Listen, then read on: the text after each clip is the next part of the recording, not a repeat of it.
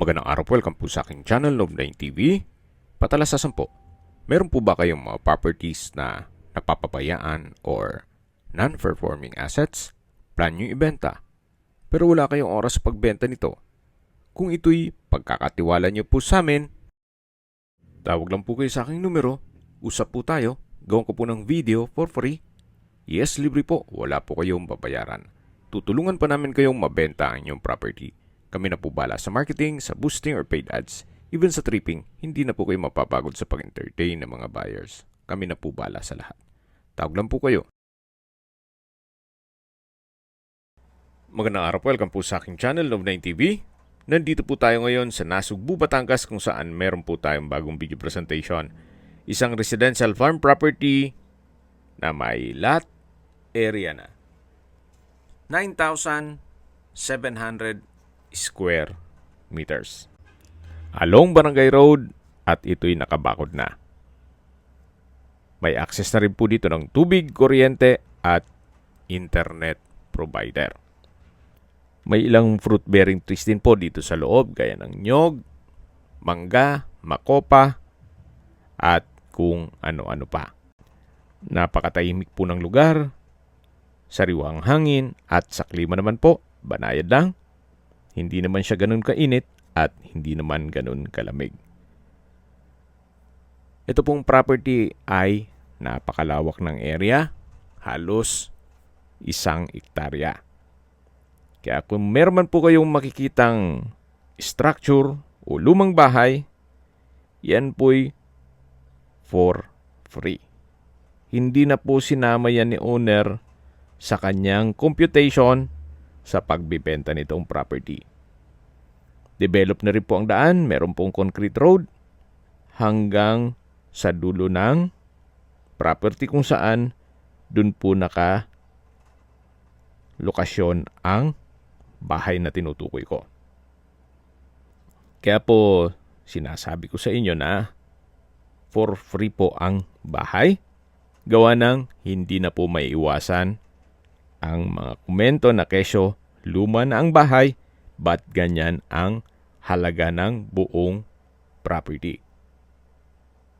Although yan po'y livable pa naman, pero for sure, meron pong mga buyer na ayaw ng mga old style.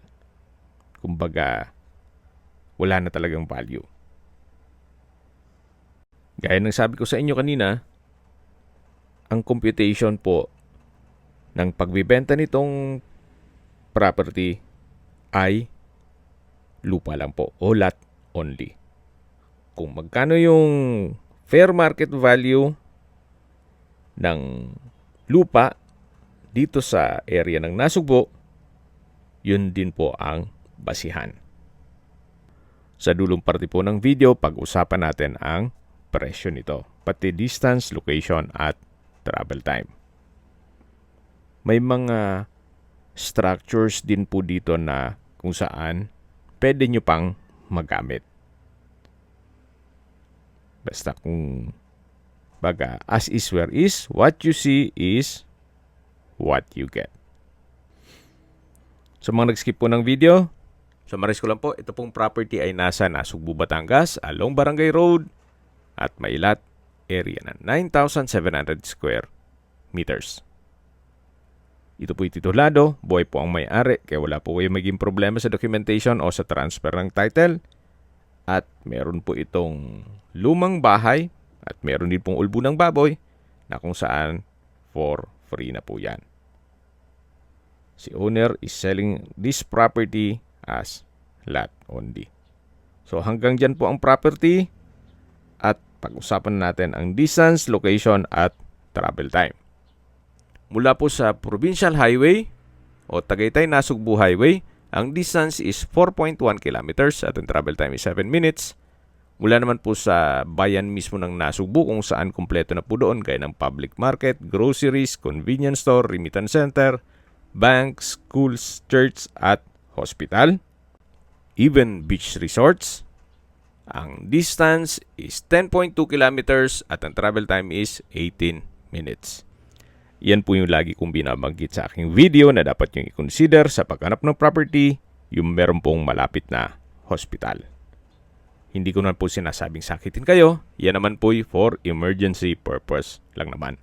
At mula naman po sa Welcome Arc na Subo, ang distance is 28.3 kilometers at ang travel time is 34 minutes. So mula po dun sa malaking arko, kung mapapansin nyo po na may Welcome na Subo, ang distance is 28.3 kilometers at ang travel time is 34 minutes. Then mula naman po sa Twin Lakes, ang distance is 32.5 kilometers at ang travel time is 40 minutes.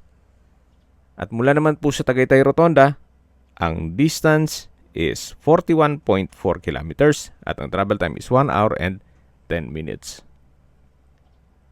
Mula naman po sa Calax, silang interchange, ang distance is 62.5 kilometers at ang travel time is 1 hour and 20 minutes. Ang Calax po ay connecting South Luzon Expressway, Skyway, all the way to North Luzon Expressway at ibang parte ng Metro Manila.